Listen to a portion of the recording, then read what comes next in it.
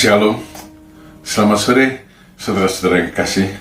Hari ini saya ingin mengajak saudara membaca Mazmur pasal 66 ayat 13, 14, dan 15. Aku akan masuk ke dalam rumahmu dengan membawa korban-korban bakaran. Aku akan membayar kepadamu nasarku yang telah diucapkan bibirku dan dikatakan mulutku pada waktu aku susah. Korban-korban bakaran dari binatang gemuk akan kupersembahkan kepadamu. Dengan asap korban dari domba-domba jantan, aku akan menyediakan lembu-lembu dan kambing-kambing jantan. Selah.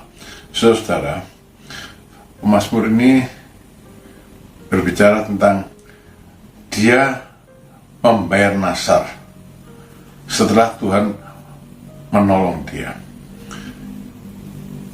Dia berada dalam kesusahan yang sangat besar, sangat sulit digambarkan oleh dia. Kesusahannya seperti dalam peleburan perak dan emas, begitu panas dan begitu sulit.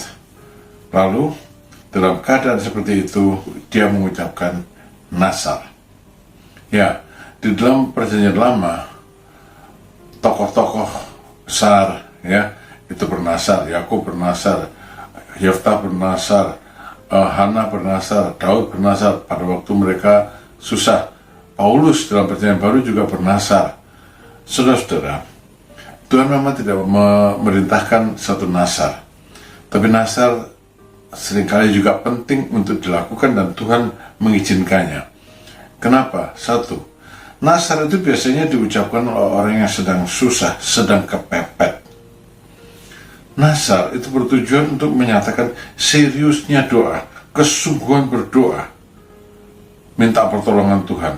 Maka dalam doa itu bilang, Tuhan, kalau Engkau mengabulkan, kalau Engkau meluputkan aku dari ini, kalau ini Tuhan, aku akan melakukan ini, aku akan mengorbankan ini. Itu bernasar. Saudara, jadi bagaimana kita bernasar? Yang pertama, pastikan bahwa di dalam kesusahan atau kesesakan yang menimpa saudara dalam posisi yang benar, tidak melakukan satu kesalahan atau dosa. Sebab kalau kita bersalah, yang diperlukan bukan nasar, yang diperlukan adalah bertobat ya. Jadi pastikan bahwa kita dalam posisi yang benar. Lalu nasar diucapkan bersamaan dengan doa yang sungguh-sungguh atau didahului dengan doa yang sungguh-sungguh, dan pikirkan dengan serius. Yang ketiga ya, nasar itu harus difikirkan dengan serius. Jangan sembarangan bernasar. Yang dinasarkan adalah sesuatu yang berharga, yang milik kita sendiri, bukan sesuatu yang tidak kita miliki ya, tapi yang dinasarkan adalah sesuatu yang berasal dari kita sendiri ya. Dan sekali dinasarkan tidak bisa ditarik kembali, kecuali nasar seorang anak perempuan. Kalau papahnya mendengar nasar anak perempuannya, papahnya langsung mendengar dan membatalkan bisa. Tapi kalau papahnya diam aja, tidak bisa lagi dibatalkan. Begitu juga dengan nasar seorang istri. Kalau suaminya dengar nasar istrinya dan diam aja, ya sudah, nasar itu tidak dapat dibatalkan. Tapi kalau suaminya begitu mendengar nasar istrinya lalu melarang, nasar itu dibatalkan. Tapi prinsipnya nasar tidak dapat dibatalkan, karena nasar itu seperti seorang yang mengikat sumpah. Dalam Bilangan 30 ayat yang kedua, apabila seorang laki-laki bernasar atau bersumpah kepada Tuhan sehingga ia mengikat dirinya kepada suatu janji, maka janganlah ia melanggar perkataannya itu. Haruslah ia berbuat tepat seperti yang diucapkannya. Kenapa, saudara? Karena Tuhan sendiri sungguh-sungguh memperhatikan nasar ya.